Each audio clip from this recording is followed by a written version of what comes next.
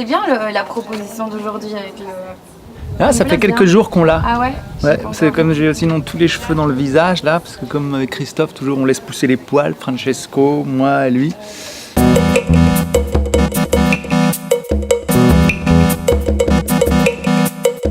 Oh, pour moi c'est une comédie. Je dirais que c'est une comédie avec des moments dramatiques, mais ça reste une comédie. Ouais, j'ai l'impression. Maintenant, on la découvre, on la dépiote, on l'expérimente. Mais la pièce telle que je l'ai lue la première fois, c'était clairement une comédie avec quelque chose d'un danger, d'un drame qui arrive, qui gronde, mais traité sous une forme de comédie.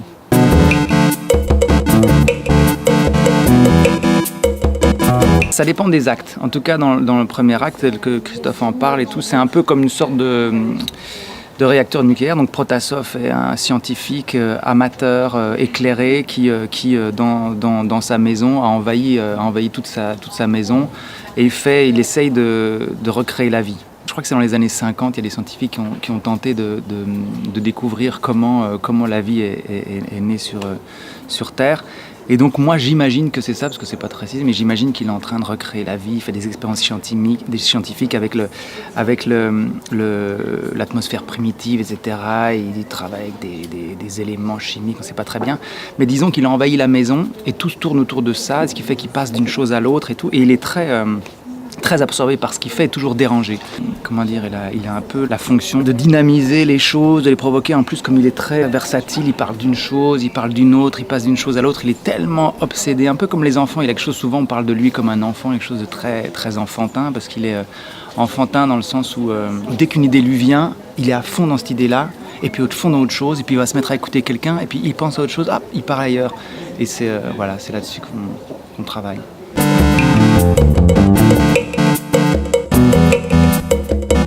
Le cas de Tchepournoï, c'est un personnage qui a une cinquantaine d'années, qui est un peu revenu du monde, comme on dit. Et son humour, c'est plutôt un certain cynisme sur le monde et une manière de regarder les autres, un peu décalée. Mais bon, voilà, ça se termine pas forcément bien pour lui dans l'histoire. Donc, faut voir si c'est vraiment comique.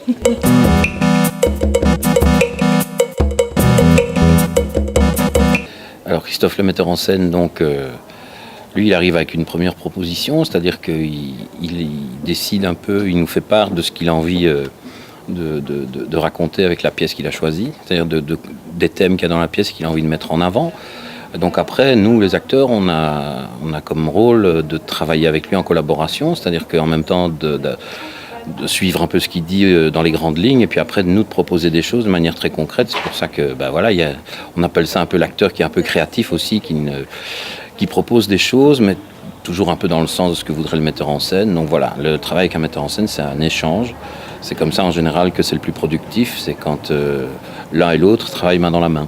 En général, on travaille avec Christophe, on travaille avec l'arrivée et le départ d'accessoires. Il nous fait des propositions d'accessoires, on fait des propositions, il y a des choses, et puis petit à petit, il y a un tri qui se fait. Alors en général, il y a des moments où il y a des semaines ou des jours de répétition, on a beaucoup trop, et puis les choses, on en retire parce que tout d'un coup, on se dit, il y a trop de trucs, on n'arrive pas à lire, on les enlève, et puis ils reviennent. Pareil pour les chaises, ça c'est une construction qui se fait petit à petit, et ça va, les choses vont trouver leur équilibre. Là, il y a beaucoup d'accessoires, mais c'est des outils de répétition. Et si ça ne devient pas des outils de jeu, ça va disparaître. C'est de toute façon, on travaille, que ce soit le décor ou la scénographie et les accessoires, les costumes, c'est que pour que ce soit des outils de jeu et pas pour illustrer des choses. Voilà.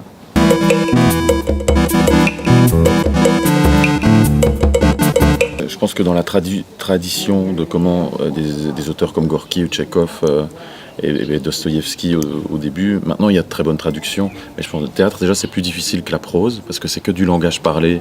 Donc il y a souvent des niveaux de langage en fonction de qui parle.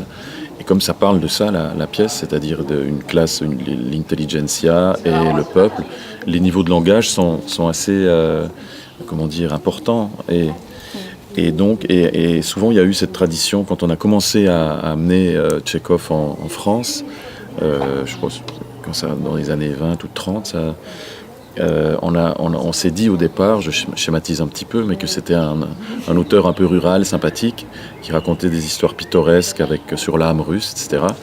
Mais qu'il fallait un tout petit peu quand même le rendre compatible avec l'esprit français et la grandeur de la langue française. Et ça, c'est toujours, pour moi en tout cas, c'est toujours un peu resté comme ça dans le...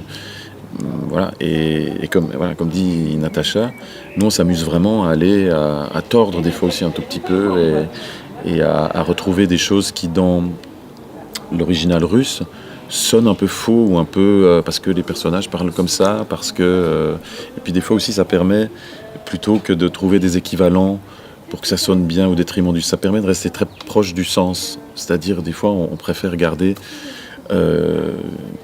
des tournures de phrases. Des erreurs, en fait. Les erreurs, elles font partie de ce langage. En fait, les erreurs, elles racontent le personnage, sa façon créative, disons, de se présenter comme ces personnages très simples, disons, mais ils ont un langage très compliqué, parfois, Et même maladroit. plus maladroit et plus compliqué. Ça, c'est très difficile de faire en français pour que ce soit aussi hilarant qu'en russe, parce que c'est vraiment super drôle.